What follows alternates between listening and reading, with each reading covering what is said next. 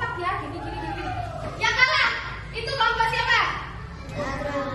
Regu laki-laki ya. Di mana regu laki-laki itu di sana apa? Tidak apa? Tidak apa? Tidak kompak. Akhirnya mereka pada akhir perlombaan mereka saling menyalahkan. Tapi sih nggak gini, kamu sih tidak mendengarkan karena mereka tidak apa? Bermusyawarah terlebih dahulu. Ya, dari materi ini sudah paham? Berarti dari sila keempat kita itu harus apa? Bermusyawarah. Oke, tepuk tangan untuk kita semua. Oke, berarti dari bacaan tersebut kita jadi tahu sila keempat itu tentang apa? Bermusyawarah. Apa sih? Sila keempat itu apa sih? Berani mau tahu bunyinya sila keempat itu apa?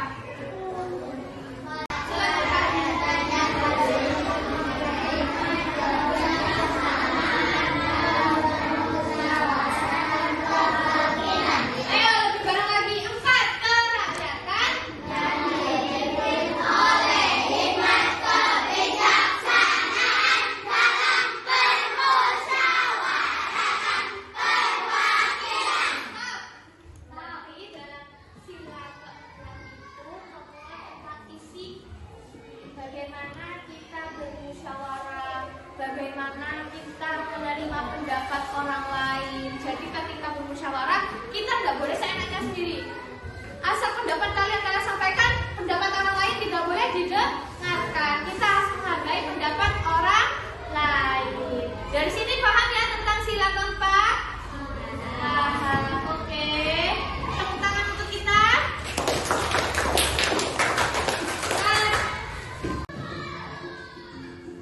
Dalam sila Pancasila tersebut, terdapat butir pengamalannya masing-masing. Salah satunya sila kelima Pancasila. Nah, apa saja contoh pengamalan Pancasila di sekolah, di rumah, dan di masyarakat? Berikut penjelasannya. Bunyi sila kelima Pancasila adalah keadilan sosial bagi seluruh rakyat Indonesia. Dalam Garuda Pancasila, dilambangkan dengan padi dan kapas, yang artinya adalah padi dan kapas merupakan simbol pangan dan sandang, yang merupakan representasi dari kebutuhan masyarakat Indonesia secara umum. Hal tersebut menyiratkan makna bahwa syarat utama negara yang adil ialah yang bisa mencapai kemakmuran untuk rakyatnya secara merata tanpa kesenjangan. Oke, di sini sila kelima yaitu keadilan sosial bagi seluruh rakyat Indonesia. Dalam Garuda Pancasila dilambangkan dengan apa sila kelima? Padi dan kapas. Yang artinya padi dan kapas merupakan simbol pangan dan sandang. Bu, pangannya yang apa? Pangannya yang padi. Kebutuhan makanan pokok kita apa di Indonesia? Makanan pokok kita apa? Yang sadar? Padi diolah menjadi nasi beras atau yang diolah menjadi nasi. Di mana nasi itu adalah makanan pokok kita, ya. Kita membutuhkan nasi untuk kehidupan sehari-hari untuk mengisi tenaga kita. Di mana makanan kita, makanan pokok kita adalah nasi. Dilambangkan dengan padi. Bu, kapas ini Bu disebut apa? Sandang. Sandang itu apa Bu Rani? Sandang itu yang biasanya kita pakai. Sandang. Apa berarti kapas? Baju kita. Tempat yang kita tiduri adalah dari sandang. Kapas. Iya apa tidak? Kasur kalian isinya apa? Kapas.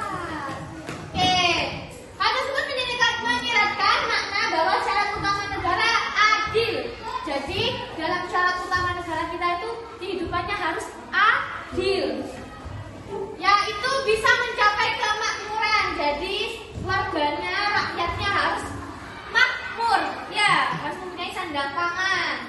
Terus secara merata tanpa kesenjangan. Jadi tanpa kesenjangan. Jadi seluruh rakyat Indonesia itu dilambangkan dengan sila kelima yaitu keadilan sosial bagi seluruh rakyat Indonesia. Lanjut. Berikut butir-butir pengamalan sila kelima Pancasila. 1. Mengembangkan perbuatan yang luhur yang mencerminkan sikap dan suasana kekeluargaan dan bergotong royong. 2. Mengembangkan sikap adil terhadap sesama. 3. Menjaga keseimbangan antara hak dan kewajiban.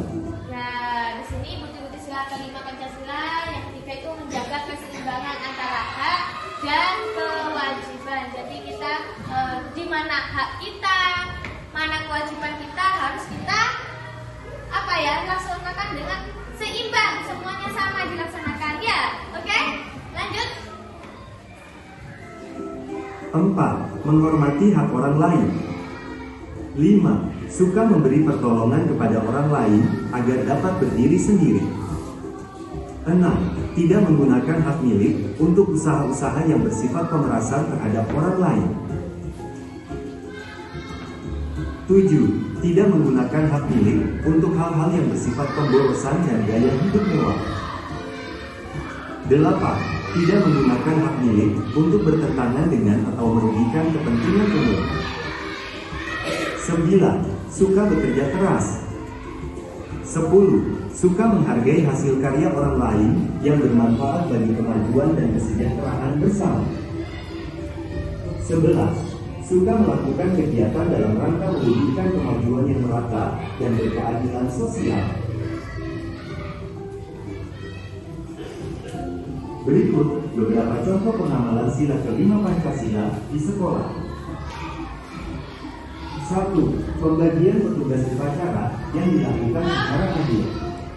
Nah, tadi yang pertama apa?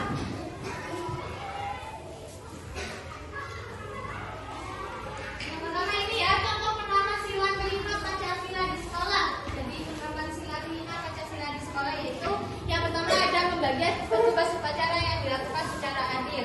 Di mana nanti pas pembagian petugas upacara itu harus dilakukan secara adil. Siapa yang menjadi siapa yang jadi dirjen nanti, siapa yang jadi paduan suara, siapa yang jadi pemimpin, itu dibagi secara adil. Bisa bergantian ya, nggak boleh itu saja yang jadi pemimpin upacara. Lanjut. Pembagian petugas upacara yang dilakukan secara adil. 2. Semua siswa bergotong royong bersama untuk membersihkan dan merapikan kelas. Oke, sebelum ini. Oke, yang kedua, semua siswa bergotong royong bersama untuk membersihkan dan merapikan kelas. Kegiatan ini sudah kita lakukan apa tidak? Sudah ya, contohnya apa ini? Kegiatan apa? Piket kelas. Di mana semua siswa bergotong royong bersama untuk membersihkan dan merapikan kelas. Jadi contoh penerapan sila kelima sudah kita lakukan di sekolah ya, seperti ini piket sekolah. Lanjut.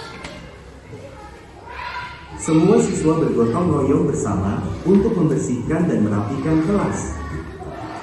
3. Menghargai guru dan semua teman-teman di sekolah. Nah, menghargai guru dan teman-teman di sekolah. Jadi di kelas kita harus menghargai guru ketika menyampaikan materi. Bukan hanya kepada guru kelas, tapi semua guru yang ada di sekolah dan teman-teman yang lain, dihargai temannya ya. Sudah kita lakukan itu ya. Kalian selalu menyimak apa yang Burani ajarkan. Kalian menghargai Burani, menghargai teman, itu termasuk penerapan sila kelima. Lanjut. 4. Ikut serta dalam tugas kerja kelompok. Ikut serta dalam tugas kerja kelompok, di mana ketika ada tugas kerja kelompok mesti ada rebu kelompok, rebu 1, rebu 2, rebu 3, rebu 1 ada 4 orang. Contoh Arsan, Askar, Aldi sama Aulia kerja kelompok. Nah, dalam kerja kelompok tersebut anak-anak harus saling saling bekerja sama. Bukan hanya Aulia saja yang mengajarkan, bukan Arsan atau Askar saja, tapi bekerja kelompok, saling mengumpulkan pikiran. Itu dinamakan kerja kelompok. Lanjut. 5. Berteman dan bersikap baik dengan orang-orang yang ada di lingkungan sekolah dan sebagainya. Berikut beberapa contoh pengamalan sila kelima. Oke, yang selanjutnya yaitu contoh pengamalan Pancasila kelima di lingkungan rumah. Bukan hanya di sekolah, tapi penerapan contoh Pancasila kelima harus kita terapkan. Pengamalan Pancasila tersebut harus ada di lingkungan rumah kita. Lanjut. 5 Pancasila di lingkungan rumah. 1. Bekerja sama untuk melakukan pekerjaan di rumah. 2. Tidak membeda-bedakan setiap anggota. Yang kedua, tidak membeda-bedakan setiap anggota keluarga yang ada di rumah. Jadi di lingkungan rumah kita, orang tua kita mungkin tidak akan ada yang membeda-bedakan. Oh, kakak seperti ini, adik seperti ini, tidak ada ya. Jadi tidak membeda-bedakan setiap anggota keluarga yang ada di rumah. Lanjut. Anggota keluarga yang ada di rumah. 3. Saling menghargai satu sama lain. 4. Melakukan diskusi untuk menyelesaikan masalah antar anggota keluarga. 5. Memberikan hak dan tanggung jawab yang adil ke setiap anggota keluarga. Nah, di sini memberikan hak dan tanggung jawab yang adil ke setiap anggota keluarga. Memberikan hak seperti apa sih haknya? Orang tua kalian pasti memberi hak kalian untuk mendapat ilmu, belajar, bermain, iya apa tidak? Jangan orang tua kalian tidak memberi hak itu kepada kalian. Contoh kalian sekarang sekolah, itu berarti kalian diberikan hak untuk mencari ilmu. Contoh lagi, kalian belajar di rumah. Orang tua kalian menyuruh kalian, membiarkan kalian belajar di rumah. Itu suatu hak di mana kalian diberikan untuk mendapatkan hak belajar. Contoh yang lain, hak bermain. Kalian mesti di rumah mesti melakukan bermain. Mesti ada ya, tidak akan. Ayo kalian bersih-bersih di rumah, tidak boleh bermain, tidak boleh keluar, tidak boleh belajar. Tidak ya, tidak ada yang seperti itu. Kewajiban tanggung jawab yang adil. Di rumah mesti kalian diberikan tanggung jawab masing-masing. Ayo kalau bangun tidur, dibersihkan tempat tidurnya. Ayo setelah ini, membersihkan ini. Seperti itu ya. Nah, yuk lanjut. Berikut beberapa contoh pengamalan sila kelima Pancasila di lingkungan masyarakat.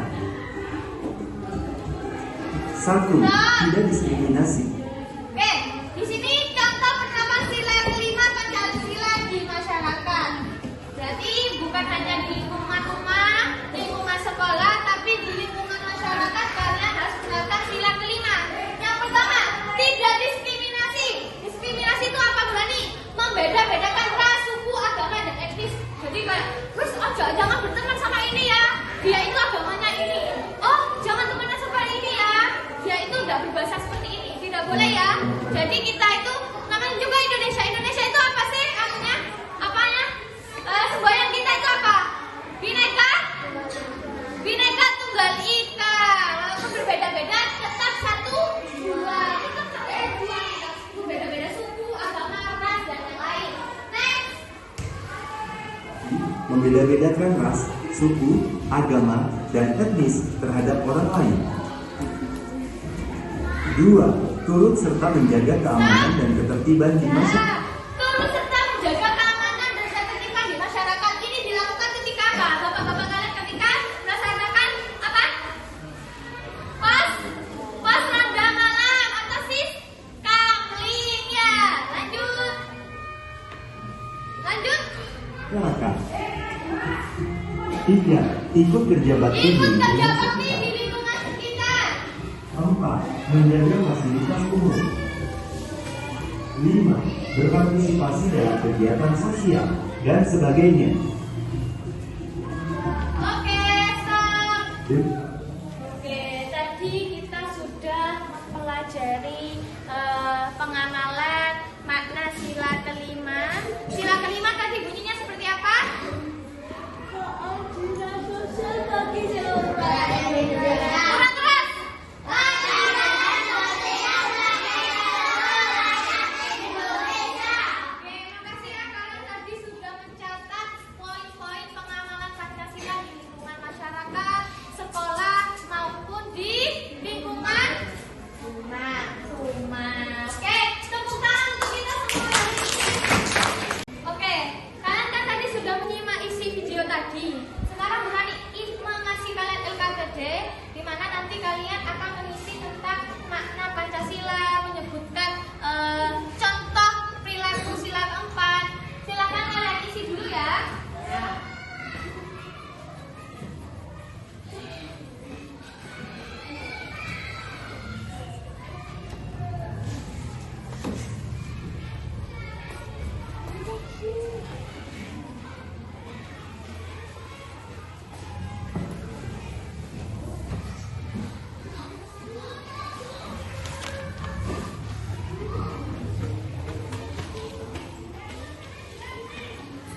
kerjakan ya.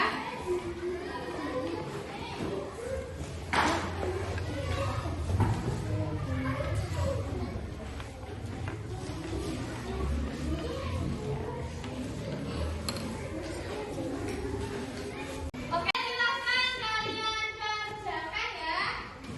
Kerjakan sendiri-sendiri, guys.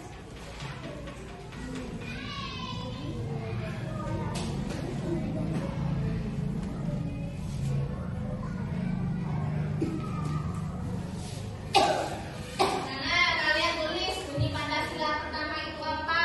Maknanya apa? Kan sudah sila pertama, kedua, dan ketiga sudah kita bahas.